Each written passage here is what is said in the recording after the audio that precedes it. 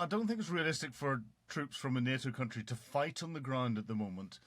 However, one of the scenarios that I think President Macron, or those that are trying to interpret his comments, have suggested is that there could be troops from a NATO contributing country or other countries that go onto the ground to protect Ukraine's borders with the likes of Belarus, so that the Ukrainian troops that are currently stuck protecting those, deterring Belarus or any attacks coming from Belarus, could be freed up to go off to the front line.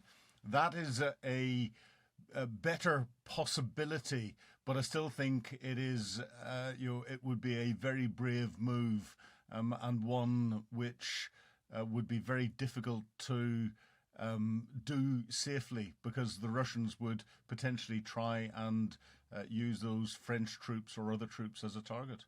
Is Macron politically isolated on this, or is he sort of speaking to a growing groundswell of opinion that it may come to having troops on the ground? Well, we're seeing a shift in opinion, and we'll have to work out why Macron is doing this. Because it was only in the first year of the war he was turning around saying that we shouldn't humiliate the Russians, and it seems now that he has changed his tune completely. And we remember Macron was phoning Putin, was trying to go and see Putin and everything else, and now he is one of the more vocal European leaders on how we should deal with the Russians. I think what he's saying is what the UK is doing, and the UK is being quite forward-leaning in a lot of what's going on there, and he recognises how that is working in getting additional support from Ukraine. It's something that will set the UK up in a good way should there be a Trump presidency. Remember, Donald Trump wanted other countries to be as forward-leaning as America is, so that he could continue his support. So he's doing that. But more cynically, I'd say he's looking at the rise of the left wing and right wing within France, and he's got elections coming up, and will be putting something into trying to appease them and put himself out as more of the hard man of Europe. It's no coincidence that we've seen photographs of Macron in his boxing gloves, with his shirt off and all the rest of it, trying to look this strong man, almost in a Putin-esque way. And the even greater cynic in me would turn around and say he's trying to build his relationship up with Ukraine so that whenever it comes to rebuilding Ukraine several years down the line, that France is in a strong position to negotiate with the Ukrainian government. This is something that France did a long time ago when it came to the rebuilding of Sarajevo after the Bosnian War, and they positioned themselves very quickly to be somewhere where French companies could get the contract to rebuild that. So in one way, I think he's being brave. The other way, and the other reasoning, I think I'm slightly cynical. You mentioned Donald Trump a moment ago. It's interesting, the Times is now reporting that he would force NATO members to spend 3% of their GDP on defence if he were to win the White House again in November. What do you make of that? Yeah, it's interesting. Donald Trump turning around and threatening to withdraw from NATO.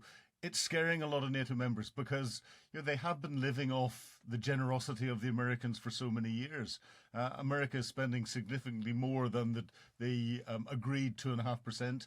UK has always been, agreed 2%. UK has always been 2% or above, as have only one or two other nations. France, Germany were France was just underneath. Germany and other countries were significantly below that. And President Trump basically, if you analyse what he said in an aggressive business type way, he's effectively said, if you don't pay your dues, you won't get the support. And American support is vital for the success of NATO and everything else. We're starting to see NATO leaders waking up a little bit. They're now a lot more coming up to the 2%. But, it's what you spend that 2% on. And it takes a long time to build that into a capable military capability. And, of course, Trump, when he comes in, is going to try and do something to stir it even more, especially if he sees that the comments that he made when he was president beforehand have started this move towards greater expenditure, because he would love to withdraw some of the American support back and keep that reinvestment going into continental United States. But looking beyond Trump, the biggest threat and the longer term threat is Southeast Asia and down into with China. So he will want to be setting up his expenditure, his long term planning and thinking, to be able to pivot to there and not have to continue to support Europe whenever the EU is a pretty rich power bloc.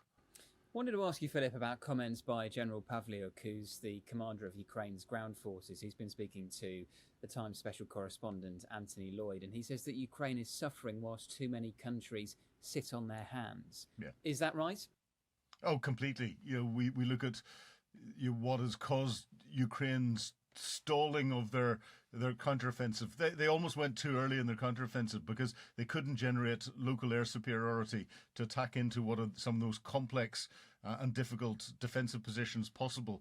But international commentary and pressure from governments wanted them to go. But the Americans, for purely domestic politics, when the Speaker of the House refused to allow the vote to go through for the aid package, that aid package was vital for the release of anti-air missiles for artillery shells, which are very, very basic in what is an artillery slog at the moment on the front line, and a lot more military materiel.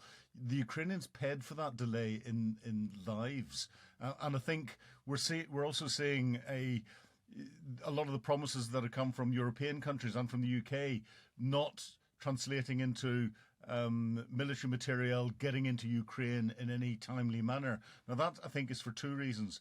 One reason, countries have suddenly realised that if they do give what they're promised, their own stocks of ammunition and the like will be run down to dangerously low levels, and in many cases that's below what is ordinarily agreed, and would then suggest that there would have to be more public debate about it, and that's worrying. And the second thing is, I think there's been this misconception that the defence industrial base across Europe, in military terms, was able to just flick a switch and generate all of this additional material at very short notice, and they suddenly realised it's not at short notice. It's going to take months, years to be able to build up to the capacity that is needed with the Ukrainians, and that has been paid for by Ukrainian lives. And just finally, Philip, President Macron in his comments said it shouldn't be ruled out having troops from NATO countries on the ground if Russia makes a significant breakthrough. What do you think he would classify as a significant breakthrough? Well, the front line at the moment, I suspect if the Russians manage to get a formation that would punch through the Ukrainian defences, Ukrainians are doing a very clever military activity at the moment. They're trading space for time. So they're giving away to the Russians as they come in, giving them that little bit of land, and that time they're using to get the new ammunition in, the new missiles in, to get everything ready to hold them and then punch forward again. But if the Russians manage to push through and potentially showed the ability to get further into Ukraine, pushing towards Kyiv or pushing towards some of the other cities that you've got before there, I think that's when Macron would sit up and think about it. But he's looking very much at domestic politics at the moment. Whether his words would translate into actions is something that I'm slightly sceptical about.